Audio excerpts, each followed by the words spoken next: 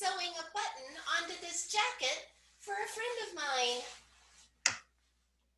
Let's see, I have my thread, which is long string, especially for sewing on a button. And I have my needle. Needles are sharp. You have to be very careful. And I put the thread through the hole at the top of the needle. Now, where's that button? Here it is. And I know because the button is round. It's big. It has 4 holes. 1, 2, 3, 4. And it's brown.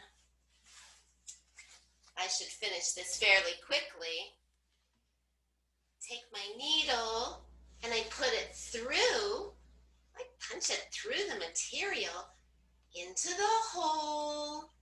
Pull the thread into the hole.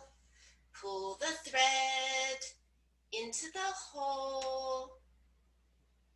Oh my goodness, I forgot. You must be here for the book. My goodness, let me get my book bag. I knew you were coming. Here's my bag. It's my favorite bag because I take it to the library, and the library is one of my favorite places to go. Here's my book. Let me introduce myself. My name's Julie Hawes, and I work in the CSD department. Frog and Toad, they have some of my favorite stories.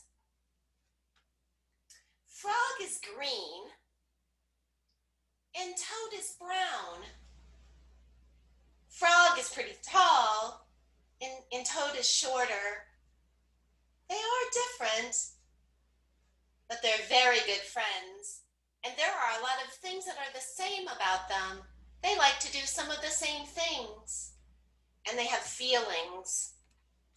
In this story today, somebody gets pretty angry, and somebody is feeling pretty happy and joyful. Let's read it.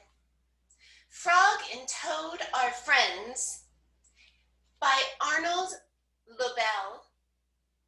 And this chapter is called A Lost Button. Frog and Toad went for a long walk. They walked across a large meadow. They walked in the woods. They walked along the river. At last, they went back home to Toad's house. "Oh, drat," said Toad. "Not only do my feet hurt, but I have lost one of my buttons on my jacket." "Don't worry," said Frog. "We will go back to all of the places where we walked.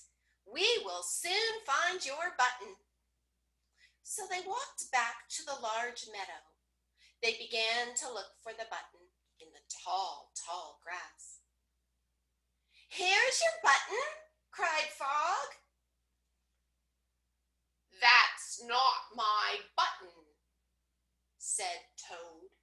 "That button is black, and my button is brown." Toad put the black button in his jacket pocket. A sparrow flew down. "Excuse me, did somebody lose a button?" "I found one." "That is not my button," said Toad.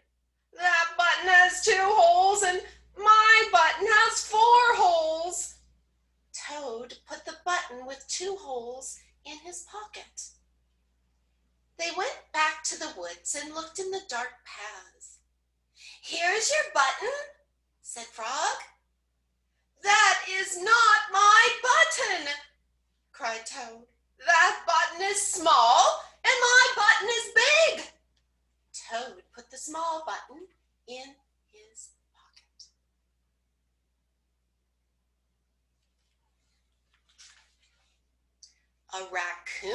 came out from behind the tree. "I heard you were looking for a button," said the raccoon. "I found one." "That is not my button," wailed Toad. "That button is square. My button is round." Toad put the square button into his pocket. Frog and Toad went back to the river. They looked for the button in the mud. "Here's your button," said Frog. "That is not my button," yelled Toad. "That button is thin. My button is thick." Toad put the thin button into his pocket. He was very angry. He jumped up and down and screamed, "The whole world is full of buttons, and not one of them is mine." Toad ran home and slammed the door. There, on the floor, he saw his white, four-holed, big, round, thick button.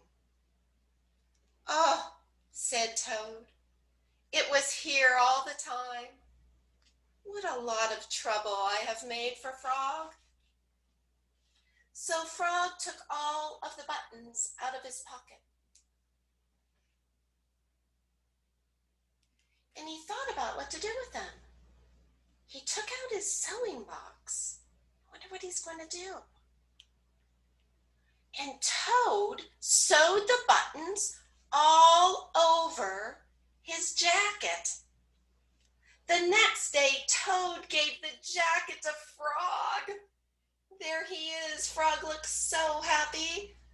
You see all of his buttons on that jacket if you look very carefully.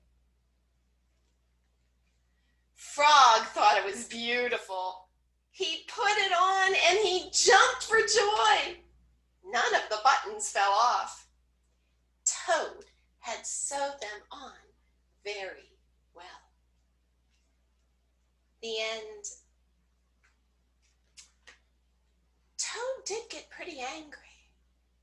He was very frustrated. But in the end, he took all of the buttons that people had given him and made a beautiful jacket for Frog. Bye for now.